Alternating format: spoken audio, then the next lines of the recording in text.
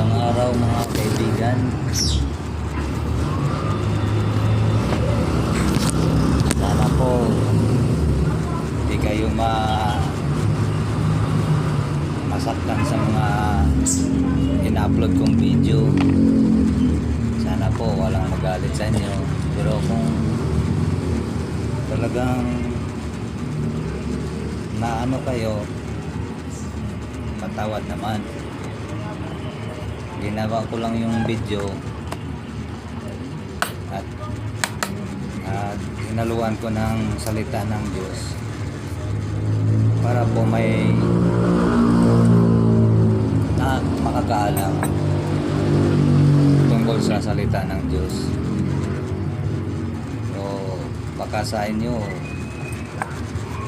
hindi pa nakaalam ng mga salita ng Diyos, sa ganyang paraan marinig nyo lang yung mga talata, mga verse na napakinggan nyo habang pinapanood nyo po yung mga video ko. Sana hindi kayo magalit. Tapos yung ibang wala pang alam sa mga salita ng Diyos, mapakinggan nyo sa video. Sana yung iba naman na huwag kayong magalit kasi piniplay ko lang yung video ni Brother Eli. Sana huwag kayong magalit ha. Sinadya ko lang yun. Malay mo yung ibang mga kababayan natin, mga kapwa, hindi nila talagang di pa sila nakapakinig o ngayon lang nila narinig na yung laman ng Bible ay naglalaman ng salita ng Diyos. Malay mo maka-interest din silang makinig. Gaya nyo yung lagi nyo nang mapakinggan yung mga expo ni Brother Eli na yung binabasa lang nasa kasulatan. Kaya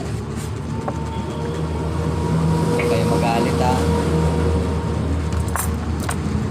kasi masarap pakinggan pag isinasa puso nyo yung lagi ko na rin napanood na pakinggan na dati wala akong hilig sa pakinig o sa pagkikinig sa mga exposition. Ngayon gusto ko nang ulit-ulitin. Masarap sa time ako yung lagi kong napakinggan mga salita ng Diyos. Sana ganon din kayo. Kung mayroon mang ilan na hindi sangayon sa natutunan ko, bahala na kayo. Basta yung pinapalabas ko habang nagugupit ako, ibinabahagi ko rin sa inyo yung mga salita o mga katwiran ng Diyos na binabasa ni Brother Eli. At sana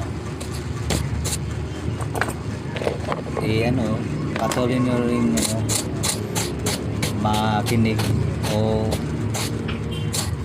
ma-view yung mga video ko. Pwede nyong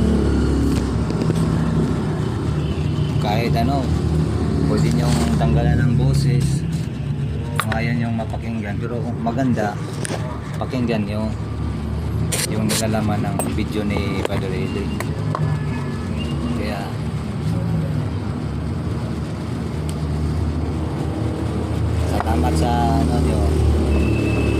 view. O, yung nag-subscribe sa video ko, salamat sa Diyos.